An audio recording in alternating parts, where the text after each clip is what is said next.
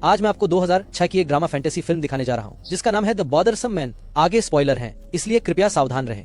एक Subway station पर Andreas रामसफेल एक जोड़े को किस करते हुए देखता है। यह एक अजीब किस है, बहुत ही सलीके से और बिना किसी जुनून के, मानो वे इसे मजबूरी में कर रहे हो, न कि इसलिए कि उन्हें इसमें मजा आ रहा है। कुछ देर तक सोचने के बाद एंड्रियास ने बीच में कूदने का फैसला किया, क्योंकि उसे याद आता है कि यह सब कुछ हफ्ते पहले कैसे शुरू हुआ था।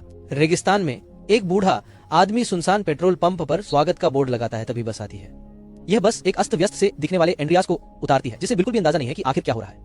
एंड्रियास के आने पर बूढ़ा आदमी हस्ताक्षर हटाता है और नए व्यक्ति को शहर ले जाता है। इलाका साफ और बेहद शांत है, शायद कुछ ज्यादा। एंड्रियास को अलग अपार्टमेंट और अकाउंटेंट की नौकरी मिलती है और फिर उसे रात के लिए छोड़ दिया जाता है। अपार्टमेंट छोटा और साधारण है, देखने में कम समय लगता है। वहां सजावट नहीं है, बस कुछ साधारण कपड़े हैं। एंड्रियास सोने से पहले दाढ़ी बनाता है ताकि पहले दिन अच्छा दिखे।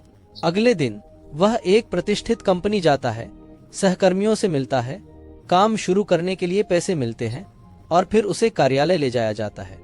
अपने अपार्टमेंट की तरह ऑफिस भी छोटा और बुनियादी है, इसलिए एंड्रियास दिन भर हिसाब करता है।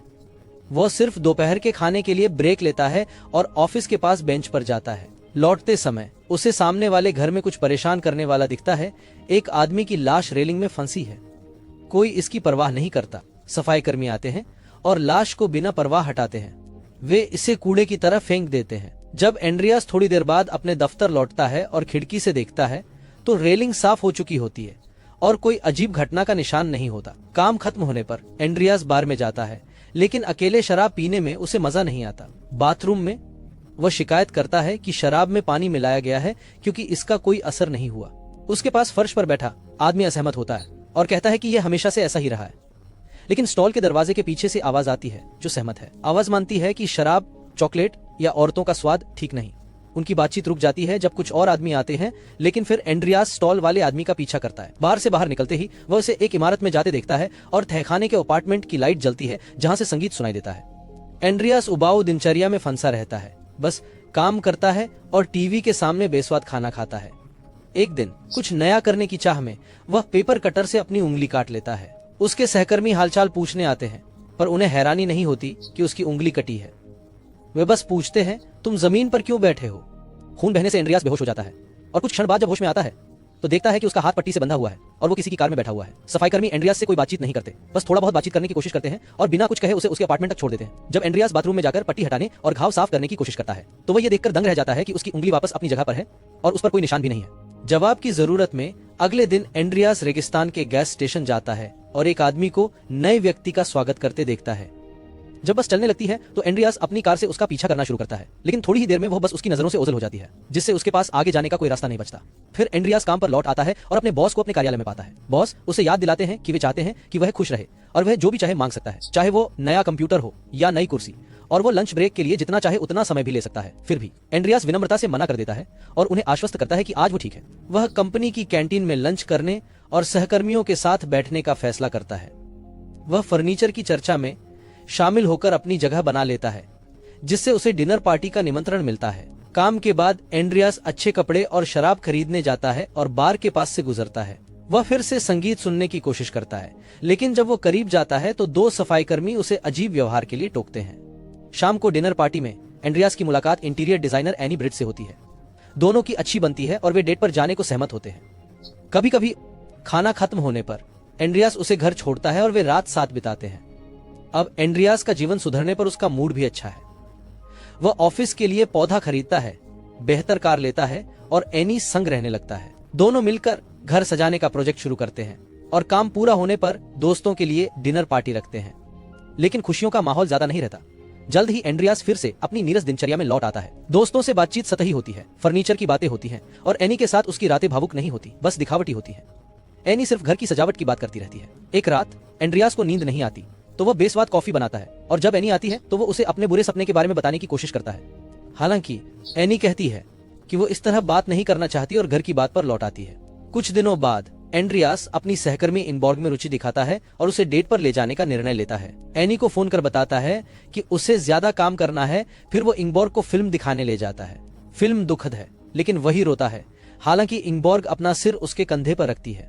इसके बाद एंड्रियास इंगबॉर्ग के घर जाता है और पूछता है कि क्या वो एनी के साथ रहते हुए उसके साथ समय बिताने में सहज है। इंगबॉर्ग मान जाती है और वे एक दूसरे को चूमते हैं।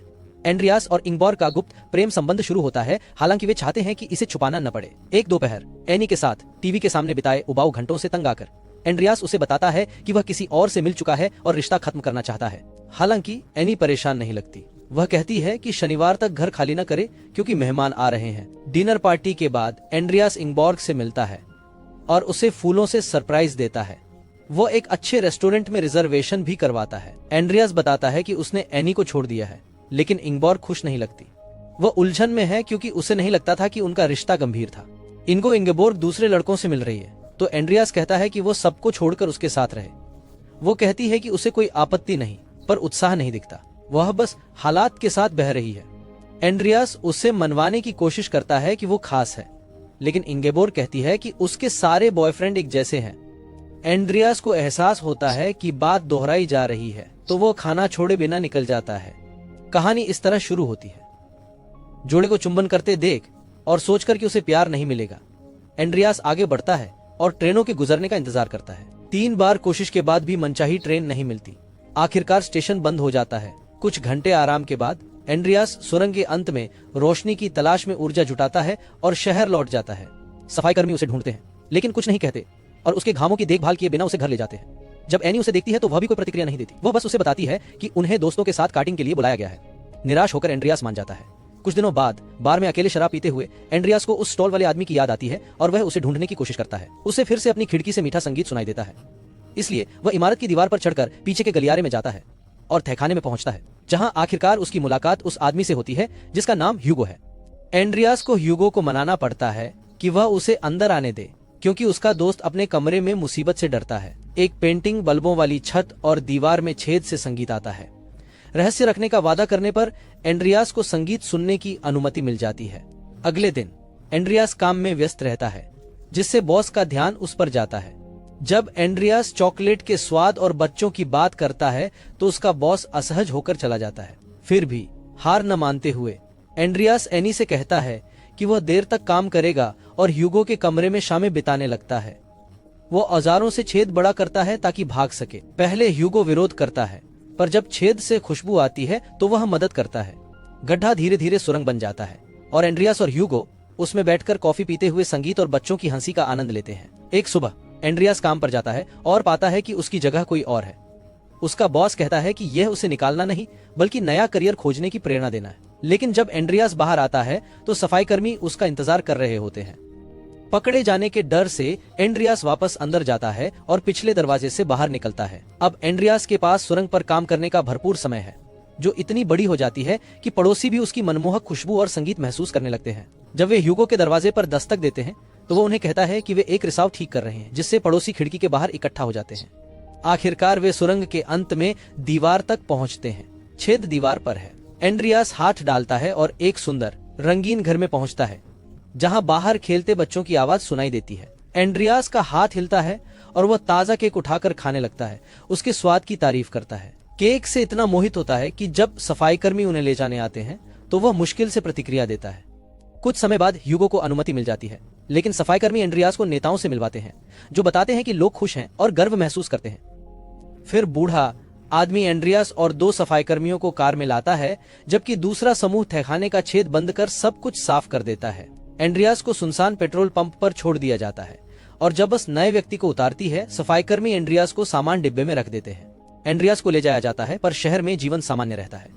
एनी और इंगेबोर्ग को नए बॉयफ्रेंड मिल जाते हैं। ह्यूगो अपनी पुरानी नौकरी पर लौटता है। झटकों की आदत पड़ने पर एंड्रियास बस में सो जाता है और बस के रुकने तक नहीं जागता। वह डिब्बे का दरवाजा लात मारकर खोलता है और बाहर आता है। खुद को बर्फीले वीरान इलाके में पाता है। जैसे ही एंड्रियास बाहर आता है, बस चल पड़ती है, उसे बर्फीले तूफान में अकेला छोड़ देती है। सब्सक्राइब करें और नोटिफिकेशन चालू करें ताकि ऐसे और वीडियो देख सकें।